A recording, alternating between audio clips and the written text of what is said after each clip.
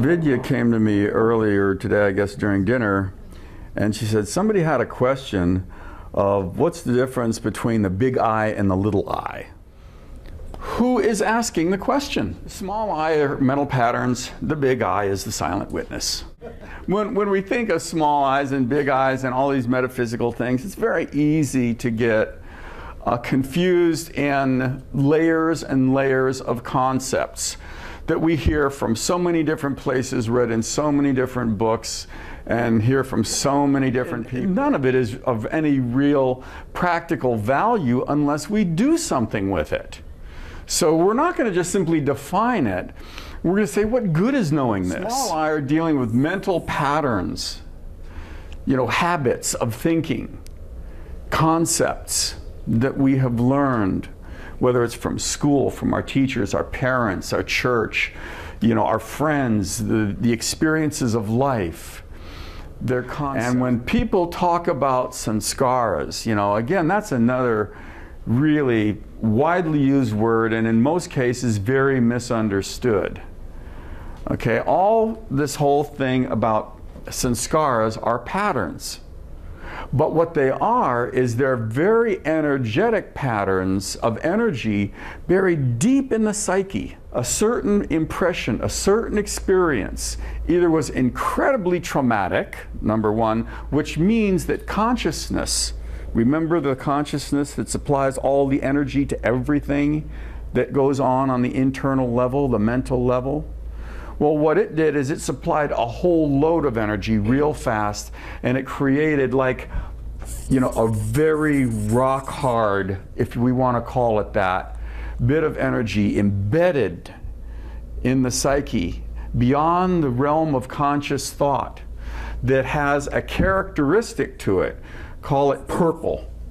And when something purple comes in from the outside, or purple-like, this energy pattern is activated to the extent of how much energy is stored there is to the extent that the thought is going to appear in the conscious mind. When something has call it the same, and I don't want to get goofy here, but frequency, that this, what we call sanskara, has this energy bundle, it activates it.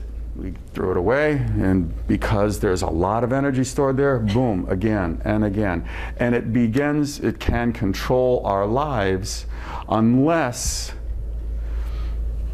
we figure out a way of gradually releasing that energy. The memory box that influences you every moment of the day. And we've got two choices. We can let it go, in which case consciousness is no longer giving it energy, and then the energy of that pattern that surfaced will simply dwindle within only a few seconds. Because an actual thought only lasts a few seconds unless we fixate on it.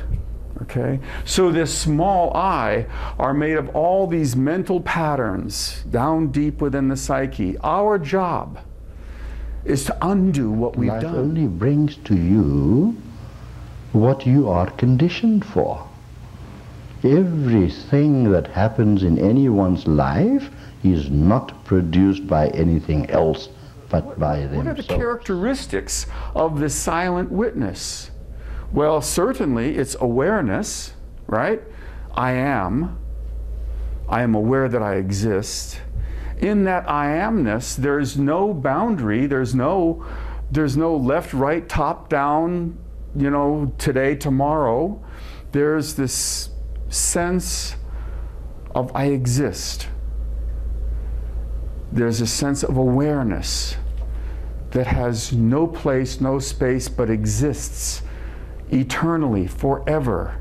All of these forms that we believe are different things and people are in fact manifestations of that single source of consciousness or awareness, which is obscured.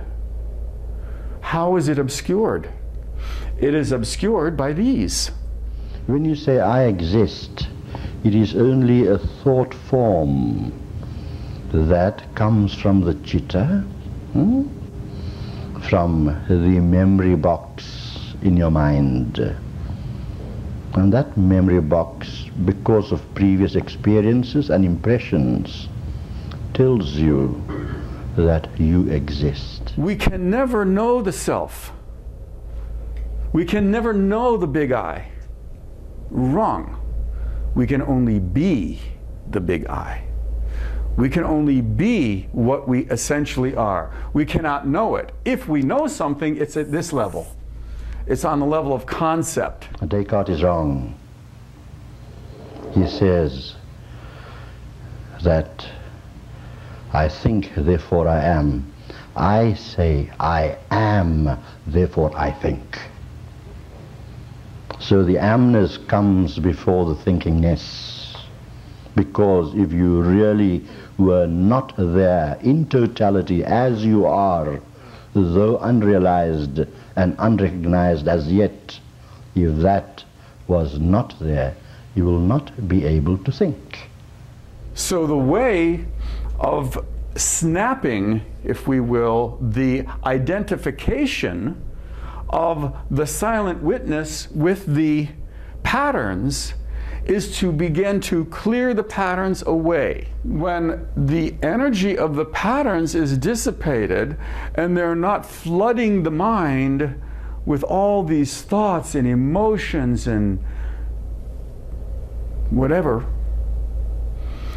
then what shines through is this, which has always been there. It was there before this body came into existence. It is there now, and it will be there after this body goes. You are forever. You are not what you think you are. You are not what you appear to be, nor am I. There's only one source where everything can be manifested from, and that is from the manifester. So every thought that is thought comes from the manifester, because the manifester is totally unchanging. In this one instant, consciousness, awareness, supplies reality to anything that it touches. Without that silent witness, nothing can be perceived. And this one moment is all there is. The rest is memory, or the rest is projected into an illusory future that by the time it gets here isn't going to be what we thought it was anyway. Supplying consciousness to these patterns, habitually replaying them over and over, supplying them energy. And as long as we can supply these patterns energy, not forever, but for a long, long time, because evolution will eventually have its way. However, we can shorten that journey by understanding the process and cooperating with it. By cooperating, that means we do our meditational practices, yes. You know, what that does is it helps wash the rubble away. The real work is during the day, during our conscious day, when we're out doing the things of the world, when thoughts and emotions come into the mind, the conflicts, right? The sadnesses, the squirrel cage running, where over and over we simply run like a squirrel in a cage, moving like hell but going nowhere. Be aware of it. Bring that awareness to an objective level as opposed to a identification level. Objectify. That thought, that feeling is not me. It is an energy pattern passing through. That is not me. Let it go. And because we have allowed and cooperated with the storage and the pounding down of all these patterns for Lord knows how many lifetimes, or even this one, it's going to take a while to undo what we've done. But it must be done. You can meditate from now until this world falls into dust.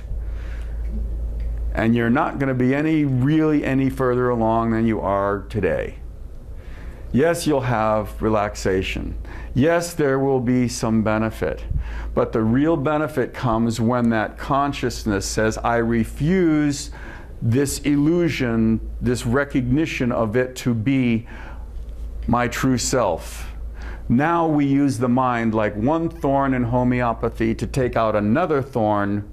We use the thorn of the mind to take out the thorn of the patterns, and then we toss both of them away. We're not gaining anything. We're not going anywhere. All we're doing is removing what's obscuring it. Does that make sense? And it is we who have done it to ourselves, and it's we who must undo it. By actively participating, no, that is not me. I am not that. I am not the mind. I am not the body. I am that supreme silent witness. Even at the mental level, that has benefit. Because what we're doing is we are not supplying the energy to that thought pattern. Even if it takes 1,000 or 10,000 times of rejecting that pattern, sooner or later, that energy gets whittled away. We're not feeding it, and we're dissolving it through that rejection of that thought as a reality within ourselves. And the meditation, it takes those loosened up little energy patterns that we have worked now consciously to discard, and it helps wash the rubble away. It helps smooth down the energy patterns. When people say we're unstressing, well, what does that mean? All that means is that there's heat, if you will, metaphorically speaking, generated when these patterns begin to dissolve.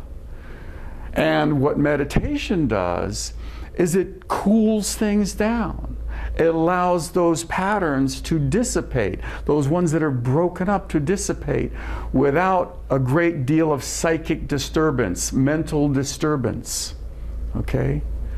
So, in effect, what we're doing is little by little, we're getting rid of the small I, simply so the big I can be what it is every moment since before time was time. That doesn't mean that we're going to become some stoic whatever that just stands there like a lump, and all I can do is stand and be that infinite awareness. No. There is that little bit of personality left, as Gururaj would say, that 2%. In Sanskrit, it's called Lesha Vidya.